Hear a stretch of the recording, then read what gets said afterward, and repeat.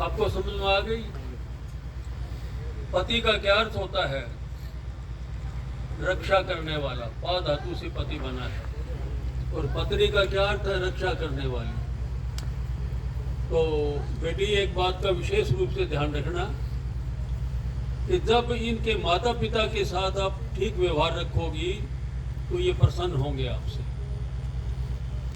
और एक बात का विशेष रूप से ध्यान रखना कि भोजन जो है बहुत साफ सुथरा, साबुन से हाथ धो करके बढ़िया भोजन बना करके अपने पतिदेव को देना, और पतिदेव से पहले अपने सास ससुर को देना। ये छोटी छोटी बातें हैं, यदि इनका ध्यान रखोगी तो तुम वहाँ की रानी बन जाओगी घर की, और यूं कहेंगे कि अच्छे घर की बेटी है। मेरी बात समझ में आ गई ना? तो अब ये मैंने मोटी सी बात कही है, इसका विशेष रूप से ध्यान रखना। और प्रातःकाल उठ करके जो तेरे इन सास ससुर हैं घर में, उनके पाँव के हाथ लगा के नमस्ते करना, और अपने पतिदेव के भी पाँव के हाथ लगा कर नमस्ते करना। ठीक है क्या? तो आप कहोगे ना जी मुझे तो शर्म आती है, मैं इनके पाँव के हाथ लगाऊं। तो बेटी, एक दिन शर्म आएगी, 2 दिन शर्म आएगी, फिर शर्म समाप्त हो जाएगी। ये एक ऐसी मैंने आपको बात बताई है कि तुम अपने घर को स्वर्ग बना लोगी हर प्रकार से।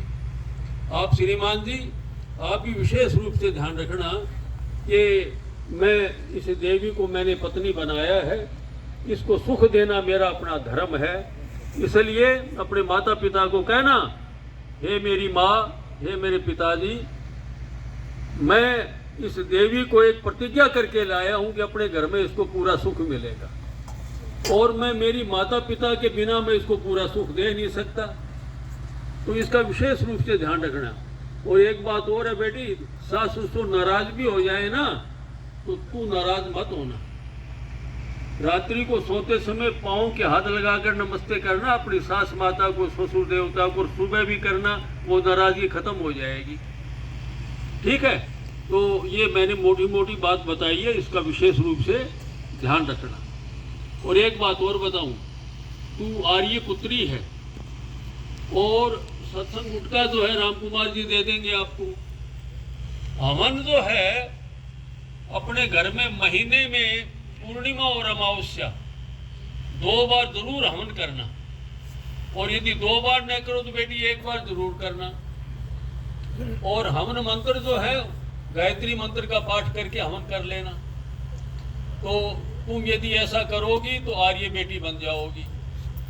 इसलिए अपना प्रभाव छोड़ना है उस घर में, और फिर सास ससुर नाराज हो जाएं तो उनको कहना, जी आप नाराज क्यों होते हो, मैं तो आपकी बेटी हूँ।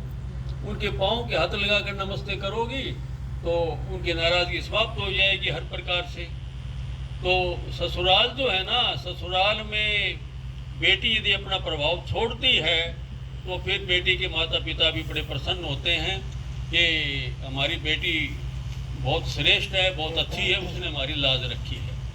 तो इसका विशेष रूप से ध्यान रखें। ठीक है? दूसरे दादाजी